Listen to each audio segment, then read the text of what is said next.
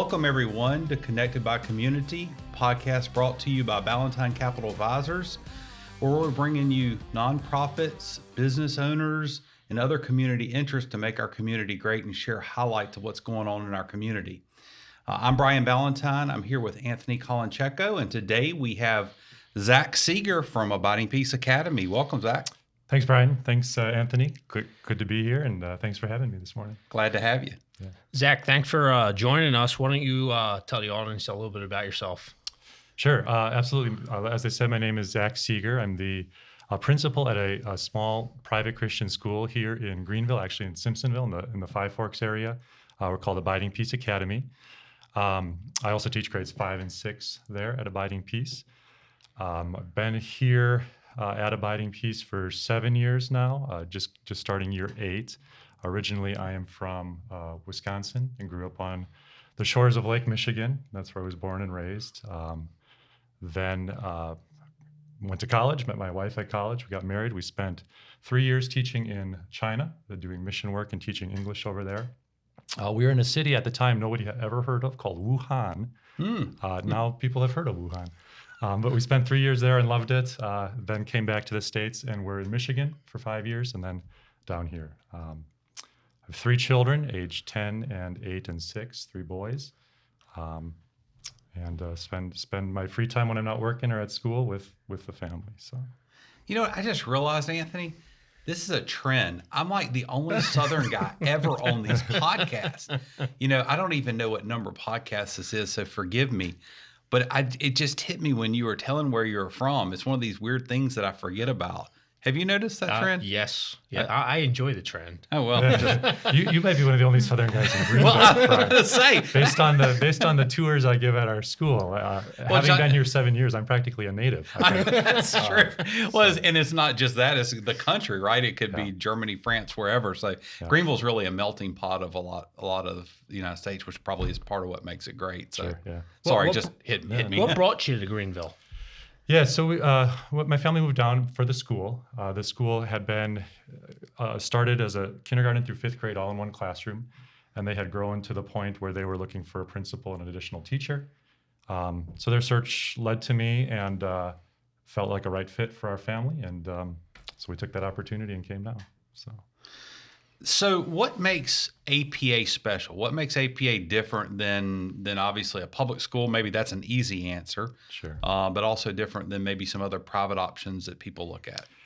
Yeah, so I think what sets Abiding Peace Academy apart is probably the size that we try to maintain. We're a smaller school. We have about 120 kids, preschool through 6th grade. And that's really by design. We'd like to keep those classrooms 12 to 14 students. And our parents really appreciate that attention that allows their child and just to know each family and each individual child and be able to meet them developmentally, instructionally where they are that way.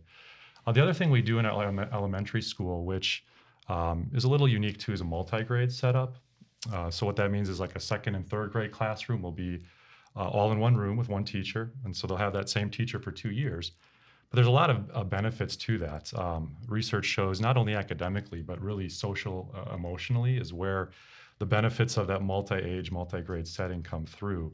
One thing I often say is just it kind of mimics reality. I mean, in work and in college and wherever else, you're not going to always be working with the exact same age and the exact same type of person. So it develops some of those social skills and some of those leadership and some of those, as they call them now, 21st century skills in our students, perhaps a little bit more in that multi-grade setting. And I'm going to show my bias and tell the audience I helped actually with some of the school things, both as a member of the church that supports it, but my children have gone there.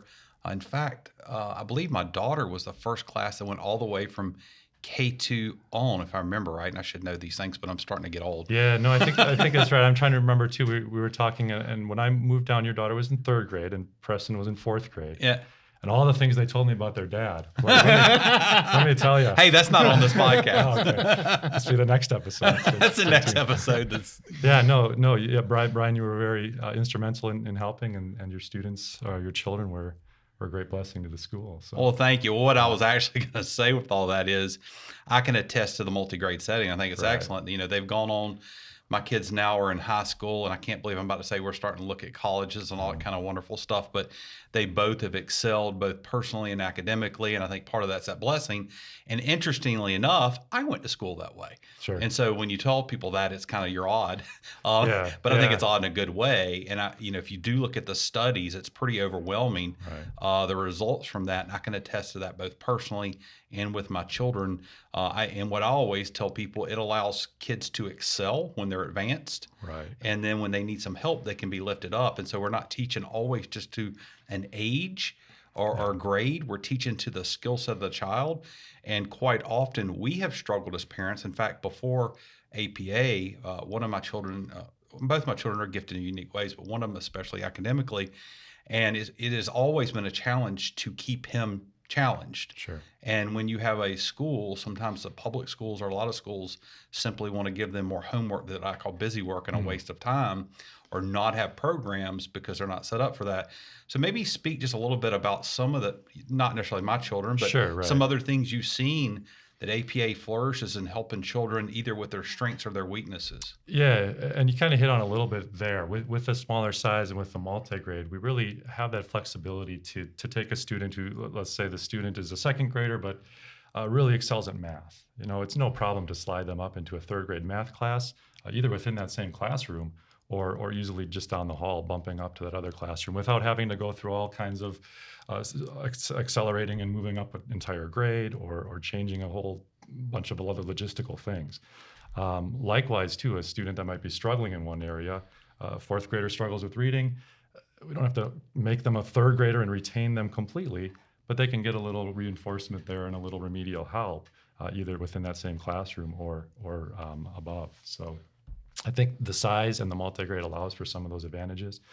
And then too, with the smaller group and with the private context, like you said, we could take a student and really accelerate them if they need to as well, without a lot of extra burden on our teachers or a lot of extra logistical things to work with. So, Yeah, I think that's a blessing. But I've seen it personally, and I know Sure. you have as well. So, yeah, for sure. Yeah, and I'm guessing parents that come to you have never been through sort of that type of school setting. Yeah, it's an interesting. Growing up, right. I've never, I was the normal Catholic school, and it's fifth grade, sixth grade. There was no combining. Right. Yeah, and it is a foreign concept to a lot of people that walk in our doors. We have done a lot of research into it just to make sure we've got all the data behind why this is a good model and why this is working. Both research out there, but like you were saying with your family, just our own anecdotal experiences too go a long way. And I think the parents that have been with us and have stayed with us see that and really buy into that too, and they're valuable just in meeting other families and encouraging that as well. So yeah, it's a neat opportunity that we have there. So, what kind of outreach or programs does APA have either now or rolling out or looking to in the future that might be different or new that folks might Sure. want to know about? Yeah, like I said, we operate kindergarten or K2, excuse me. So we have 2, 3, and 4-year-old preschool, and then we have always been only through 5th grade. This is our first year of adding 6th grade, and then we'll be adding 7th and 8th. So this is the first time we'll offer those middle level grades. It's been an initiative we've been looking at for quite a while. Our parents often have asked, "What am I going to do? Where do we go? You guys got to do this." And finally, we've have everything in place to make that happen. So along with that, that's led to plans and talk about a new building phase and a new building project on our campus. So those are really kind of our two main areas right now where we're looking to expand and grow. You use the word outreach or community outreach. I know your podcast is about community, and I think that's one of the things too we enjoy doing and we pride ourselves in is having events and having opportunities not only for our school families but for the community to come onto our campus. To be a part of, whether it's we do a pumpkin patch every fall, to come to something like that, or a spring festival, just these different community events too.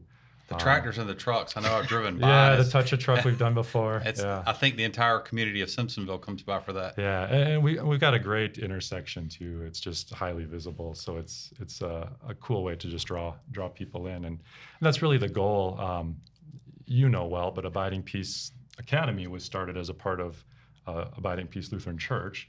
And one of the main reasons for starting the school was to reach out to the community and to offer that Christian education to families that might want it, and just to provide a forum for that and for other types of events and things like that. So yeah, it's awesome. That's for sure.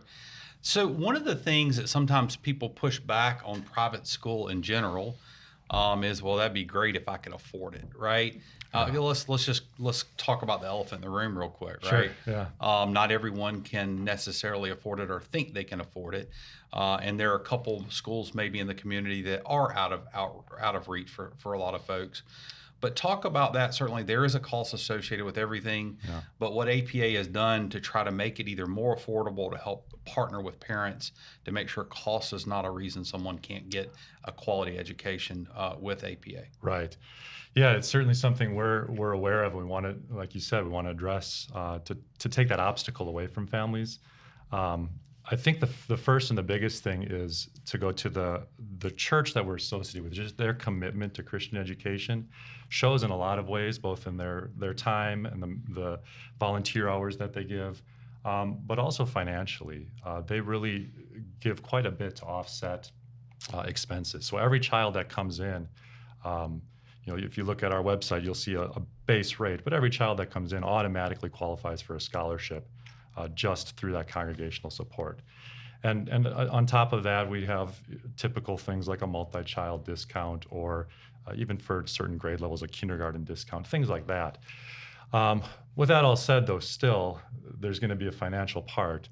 And we do have a financial assistance fund. And I'm able to tell families, and I've been telling them this for 7 years now, and have never really had to back off on it, is if everything about Abiding Peace is a fit for you and your family, we will figure out the financial piece somehow. We'll figure out a way to make this work for you. And we've been able to do that through congregational support, through sponsorship program that we sometimes use, where a family will say, I want to help one specific student, and we can match them up that way. And really, I'll just go back to the grace of God, too. He allows that to happen, in whatever ways he might see fit. So it's really been a blessing that God's provided for the families and also provided for our school to allow us to continue to do what we've been doing. So. Yeah, and I absolutely concur with that. I've seen that firsthand. Sure. And I think sometimes people I hate to say this, use it as an excuse. And I think the message is, and I would say this probably with APA or other private schools, but having personally been involved, I think APA does a great job of that. And as you know, too, from the financial end, that 529 now can be used for K-12 expenses. So a lot of our families have taken that tax advantage and paid for tuition or other fees through their 529 plan. Yeah, and that can be a really smart thing to do for sure, if it makes sense. So, cool. What about COVID? Maybe I was just going to bring that up. COVID, the scary word that everyone's talking about. What changed at Abiding Peace during that world, and how are you moving forward? Yeah, right. It's still changing, it seems. Where we thought we might be a month ago is different than where we are today. But if you go all the way back to whatever it was, March 2020, like all schools, we closed and our teachers pivoted to virtual and finished out that school year. And then last school year, we were face-to-face throughout this school year. And certainly that came with some challenges as we figured out different logistics for how our groups would move, and masks or no masks and temperature checks and all of this. And now this school year, we're looking forward to more or less back to normal, fully face-to-face as well. And again, praying that God keeps us healthy as he did last year. It ended up being one of our healthiest school years ever, honestly, which who knows why. But everybody was cautious. Yeah, right. They washed their hands, actually. Yeah. So aside from all that, the health things, like a lot of private schools, we saw a big bump in enrollment as well. There were a lot of families that were looking for a face-to-face option, an alternative to hybrid or some other things that were going on last year. So are you still seeing that where parents say, hey, I can't take the chance of not being able to go to work. Yeah. I need a more reliable option, that kind of thing? Yeah, we've retained most of that bump from last year, so we're at a good, healthy number again for this year. And we'll see. I'm not sure what to expect here as we go on this year, but it's certainly come with challenges, but some blessings too, just as far as being able to reach more families and more students that way. I got to credit our teachers too, with students in and out and isolating and quarantining and all of that. they've just been superstars at adjusting, individualizing things, doing extra Zoom meetings, all of those types of things to make sure that every student was getting the education that they needed. Probably a lot of customization and special work that they wouldn't have otherwise had to do. Yeah, a lot of extras going on. I bet so. One of the things we're looking forward to this year, with hopefully COVID a little bit in the rear view, not completely, but we'll continue to see how that goes, is just getting to see the families more often. With our smaller size, it's one of the things our families appreciate, is just access to the teachers, access to administration, getting connected with one another. And so many of the events had to be on hold last year. So we're looking forward to bringing some of those things back and giving our families a chance to get to know one another, get connected with other families in their child's classroom and the teachers and all of that. So. Connected by community, right? Right, yeah. That was actually my next question was, since COVID, what do you see in the community? Has anything changed? And now that you mentioned you're trying to bring things back slowly, I'm guessing folks are really excited about that. Yeah, I think back to a year ago and that first day of school after the shutdown initially. Parents and students, I'd never, in 16 years of teaching and administration, I'd never seen such an excited group of students in the classroom, and parents too, for obvious reasons.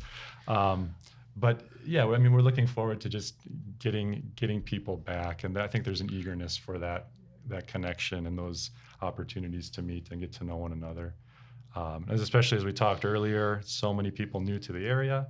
Our school is a way. They find families with children of the same age as them, and some lifelong friendships are built just on the playground after school hours, spending time with each other and their kids, and it's a neat thing that we enjoy. Awesome, and I think part of that, you mentioned it earlier, is the location being at the corner of 14 and Roper Mountain, and Batesville. You're kind of in the community, right? You're out there, right? So it's a great location for sure. That corner's getting all torn up, though. I know. So we're hoping the bulldozers are out of the way by the first day of school in a couple of weeks, so we can. They're moving, but maybe not as fast as you'd like. That's the way it goes. Right. What's one thing that you love the most about Abiding Peace? Yeah, I think it kind of fits this overall theme of just the size and the closeness.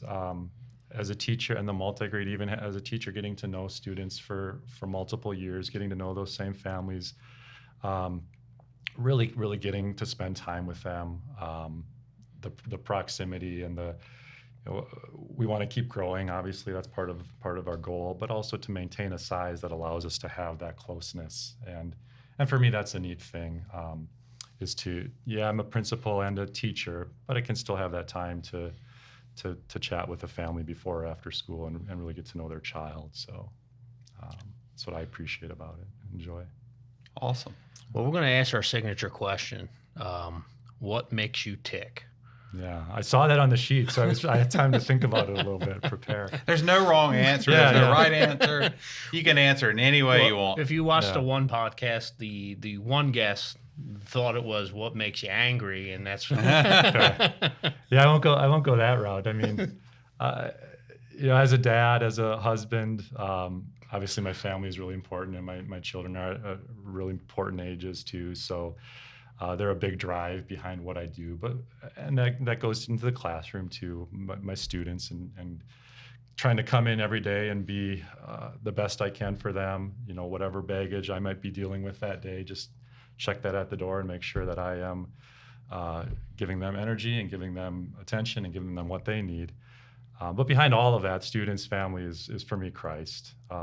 That's my main motivation that got me into Christian education and doing what I do is that opportunity to share Christ through who I am and the way I interact with them and my own faith. And so that's really what drives me and makes me tick more than anything else. So.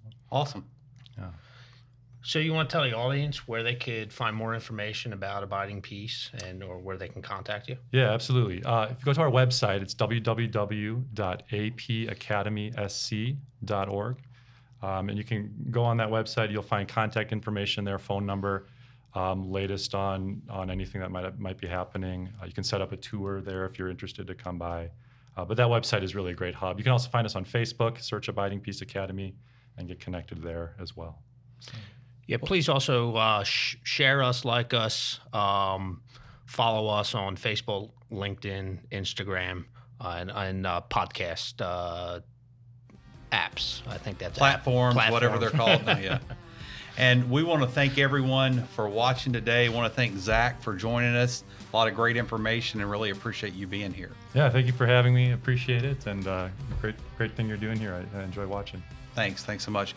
Until we see you all next time, go out and make our community great.